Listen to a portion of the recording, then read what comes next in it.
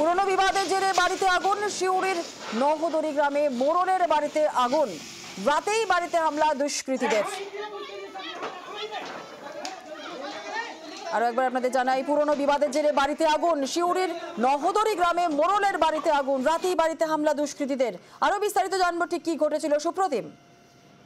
দেখো, যে ঘটনা ঘটেছে সেটা হচ্ছে বীরভূমের স্থানীয় মিনিস্ট্রির লাগোয়া যে গ্রাম রয়েছে নহদরি, সেখানে মোড়লের বাড়িতে আগুন দেওয়ার ঘটনা ঘটলো। এবং যে অভিযোগ উঠছে যে তাতে হচ্ছে যে স্থানীয় এক যুবক বাবু আনসারি সহ তার বেশ কিছু লোকজন এই আগুন লাগিয়েছে বলে অভিযোগ। যেটা জানা গেছে, পুরনো একটি জমি বিবাদকে কেন্দ্র করে গন্ডগোলের সূত্রপাত।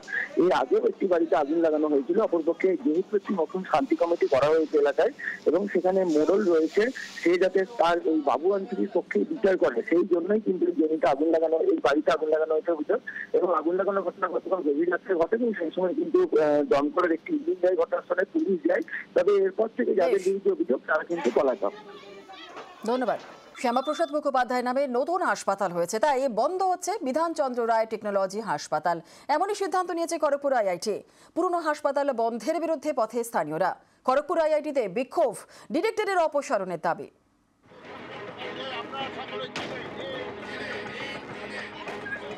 খড়গপুর আইআইটিতে বিক্ষোভ, ডিরেক্টরের বিরুদ্ধে পোস্টার, তার অপসারণের দাবি করেছেন স্থানীয়রা। ঘটনার সূত্রপাত খড়গপুর আইআইটির নয়া হাসপাতাল তৈরি নিয়ে। পশ্চিম মেদিনীপুরের বলরামপুরে নতুন হাসপাতাল তৈরি করছে খড়গপুর আইআইটি।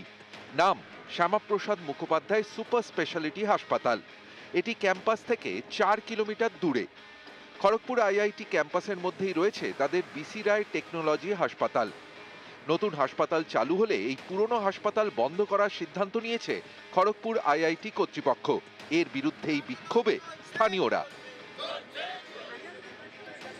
আমরা কখনো বলছি না যে সুপার স্পেশালিটি হসপিটালটা চালু না হোক, ওটা চালু হোক, কিন্তু আমাদের ঘরের মধ্যে যে হসপিটাল রয়েছে এটাও ভালো। সোমবার খড়গপুর আইআইটির ডিরেক্টরের বিরুদ্ধে চলে বিক্ষোভ। অভিযোগ, শ্যামাপ্রসাদ মুখোপাধ্যায়ের নামে হাসপাতাল চালু করে বিধানচন্দ্র রায়ের নাম মুছে ফেলতে চাইছেন তিনি।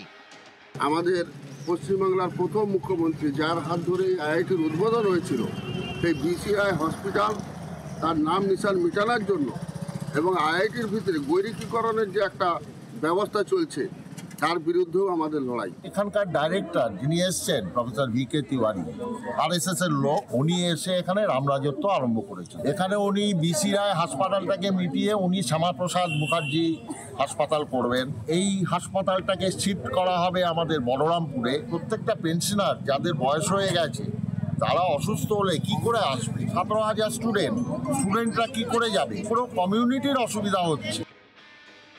এ নিয়ে খড়গপুর আইআইটির বক্তব্য, নতুন হাসপাতাল অনেক উন্নত, সেখানে অনেক ভালো পরিষেবা পাওয়া যাবে। খড়গপুর থেকে শঙ্কর রায়, নিউজ 18 বাংলা। রাজ্য সরকারের টাকায় হাওড়ায় ফুলবাজার 3 কোটি টাকা খরচে তৈরি। একাধিকবার উদ্বোধনের পরেও এই ফুলবাজার চালুই হয়নি। গঙ্গার পশ্চিম পারে ফুলবাজারের গেটে তালা।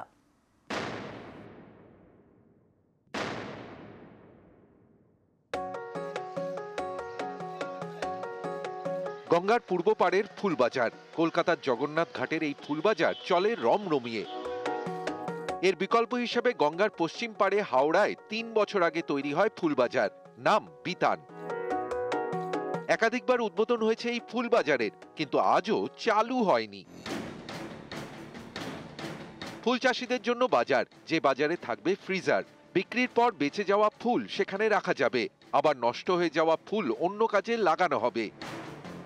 এই সব পরিকল্পনাকে সামনে রেখে সরকারি উদ্যোগে হাওড়া স্টেশনের পাশে তৈরি হয় ফুলবাজার 3 কোটি টাকা খরচ করে। উদ্বোধন হয় 2022 সালে। এরপর 2023 সালের জানুয়ারিতে আবার উদ্বোধন করা হয় এই ফুলবাজারের। এরপর 24 অক্টোবর হাওড়ার বিভিন্ন জায়গায় পোস্টার পড়ে, তাতে লেখা হয় ফুলবাজারের শুভারম্ভ। এত কিছুর পরেও 3 কোটির এই ফুলবাজার আজও চালু হলো না। ফুলবাজারের গেটে তালা।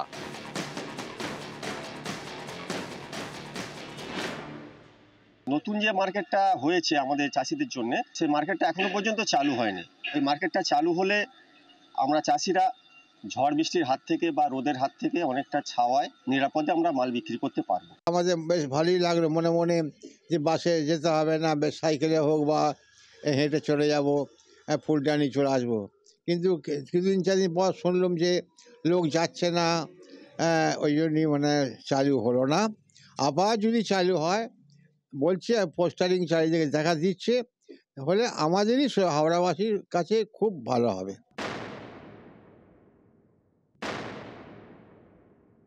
আমরা মেন যেটা চাইছি যে ফুল, মানুষ যে ওয়েস্টেজ হয়, ফুল ফেলে দেয়, সেইগুলোকে আমরা ইউটিলাইজ করে প্রসেস করে একটা ইউনিট করতে চাইছি।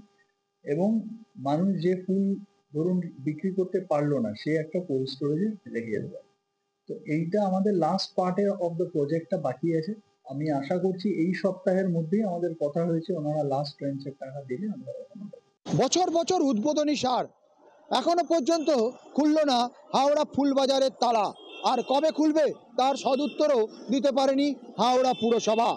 ক্যামেরা রাজু ভুইয়ার সঙ্গে দেবাশিস চক্রবর্তী, নিউজ 18 বাংলা, হাওড়া।